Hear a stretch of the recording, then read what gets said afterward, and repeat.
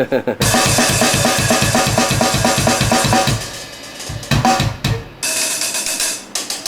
the evenness?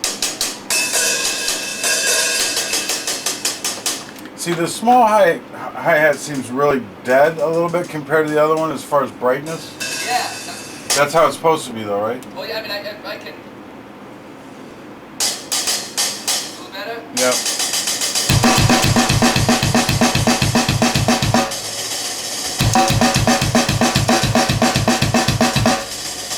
I gotta see that.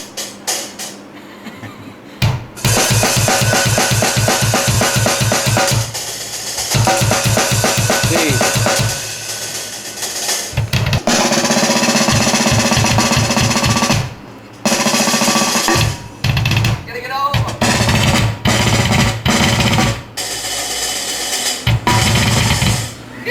Hi Annihilator fans, this is Mike Mangini. I was a studio drummer on the 1993 release Set the World on Fire.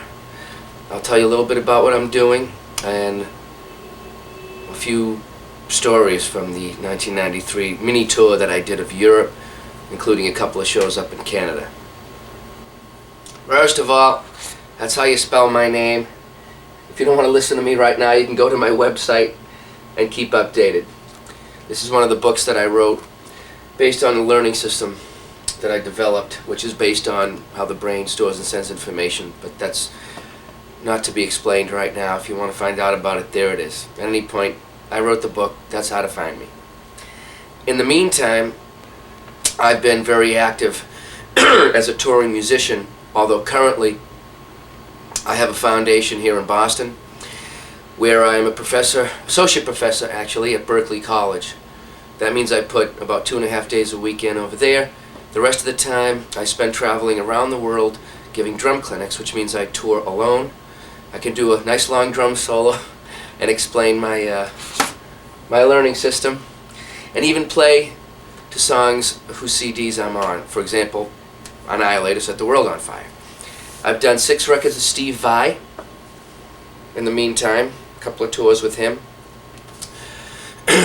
A record with Extreme called Waiting for the Punchline. That was in 1994. We toured in 95.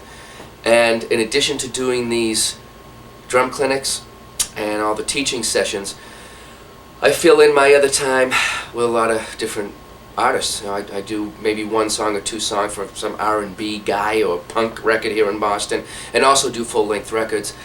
I have, let's see, I'm currently on 2 records with the singer from Dream Theater, James Labrie. The name of that band is called Mull Muzzler.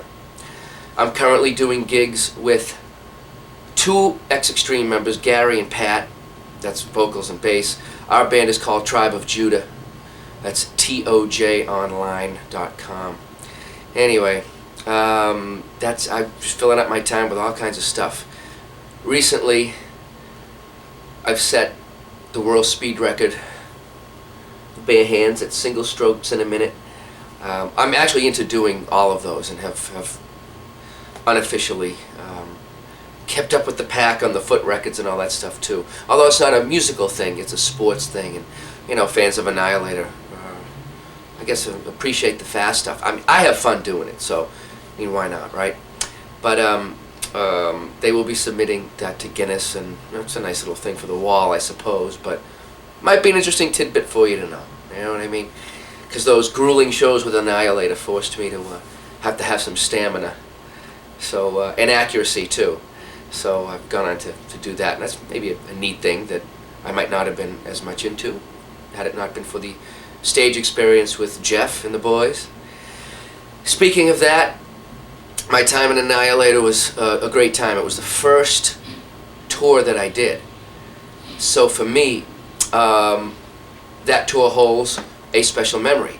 And out of all the memories that I have, you know, a person can't remember everything from every tour and everybody, but I do remember special moments, and one of the most special moments was hitting the stage in London.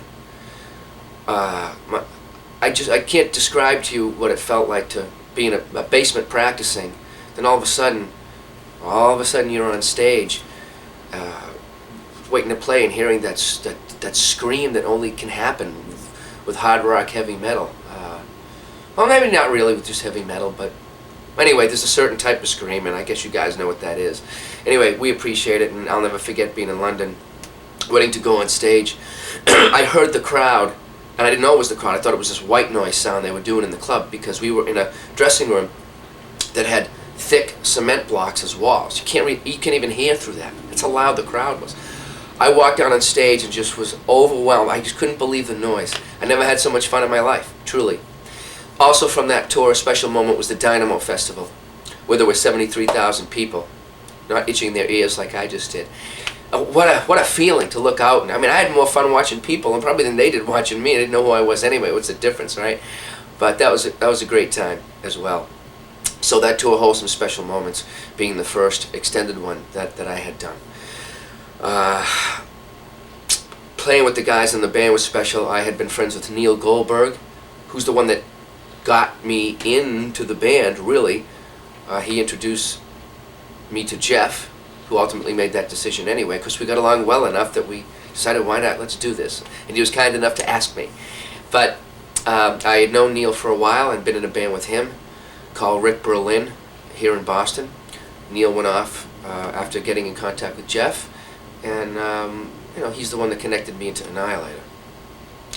Subsequently, I did projects with Coburn and Jeff, Coburn and Neil, and I've been able to maintain my friendship with Neil, mostly because we've been, we see each other, and we were friends, so yeah, I guess that makes sense.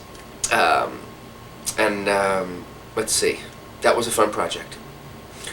What else can I tell you? Oh, running into Jeff again at one of my drum clinics in Vancouver is why I'm here. We made contact again through some mutual friends, and we met up at that drum clinic. I had a ball. I played a track off of Set the World on Fire at the clinic, and No Zone, actually. And that was just great, knowing that Jeff was in the crowd, so it was a special moment. That's the basic contact I've had with Annihilator since then, and obviously we'll be keeping in touch more henceforth.